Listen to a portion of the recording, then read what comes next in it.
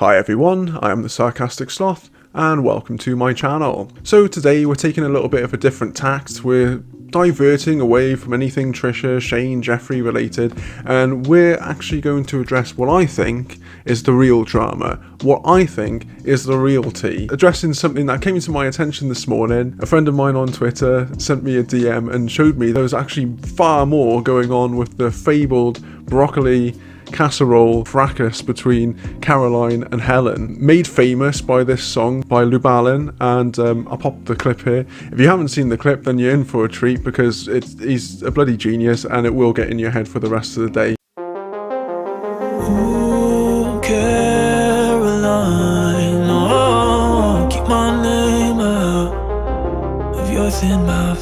What did Caroline do, Helen? She stole my broccoli casserole recipe 8 years ago and claimed it was hers. She claimed it was hers. No, you're not talking about it. Might be from Carolyn. No, she a crazy lady. She's a rotten recipe stealing bitch, Doris.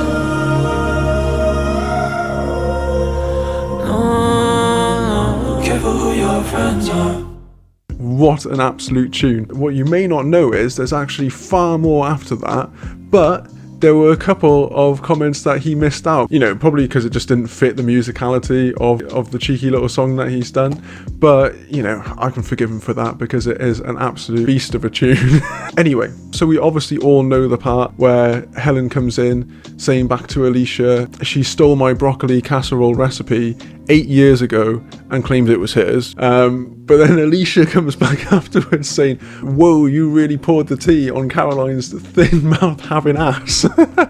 You know, I thought it was hilarious. The next part that Lubalin kept out of the song. So when Helen says to Doris, she's a rotten recipe stealing bitch, Doris, careful who your friends are. And Doris comes back, all capitals, so I can guess automatically, obviously apart from the fact that they're fighting over a broccoli casserole, the fact that she's using all capitals gives me an indication of what kind of age range this person is as well. Yeah, so Doris says to Helen, I can't believe that. She sang in our choir with me. And then Helen says to Doris, it's a disguise, Doris. Helen's just like not having any of it. But then the major part that comes into play is Caroline actually enters the fray. Enter player 2, as it were. Everything escalates from there, really. So Caroline then comes back and says, the only thing I've ever stolen is the heart of our Lord. Helen shoots back at Caroline. You should have stole some anti-aging cream, you lizard bitch. Helen's playing for keeps. We know this. It's not like she's not saying anything that she's not prepared to say to Caroline's face. Then Caroline rebuttals with, and he will forgive me for it. I'll pray for you, you dumpster fire of a woman. Whatever, you know, I guess that she got dragged into this, you could say at this point. And then Helen says to Caroline, okay, inbred Bible... Sorry, it's just, this escalates so hard. Okay, inbred Bible thumping bitch, go cry about that man, don't want you some more. That's like a Yoda sentence, isn't it? Go cry about that man, don't want you some more. It's like, the gloves are off now, we're not having this anymore. Helen can kiss her ass, basically. So it's obviously talking about Helen. She must be discussing it with someone else, but we've only got this comment here. She was too busy filleting her daddy to go to school, and now she's taking her illiteracy out on honest, kind people. At least I can read the Bible and know the Lord in my heart. How could I possibly steal a broccoli recipe? Because, you know, the Lord. Yeah, because no one who is into religion of any kind has ever done a bad thing, evidently. Helen's right back at Caroline, honest and kind. Is that what you call each of your sagging tits? Did you? Helen is brutal, man. Helen doesn't give a single solitary shit whatsoever. Honest and kind, is that what you call each of your sagging tits? Did your man tell you about my fellatio skill? I'm sorry you're jealous.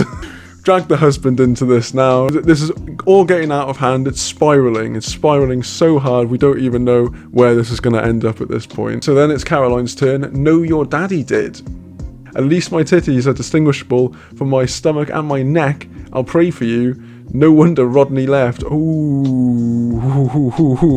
Caroline's certainly playing for keeps. The shit's chess, it's not checkers, to quote Denzel Washington in Training Day. Bloody hell. Helen's right back. First, start by making your neck distinguishable from a dish rack.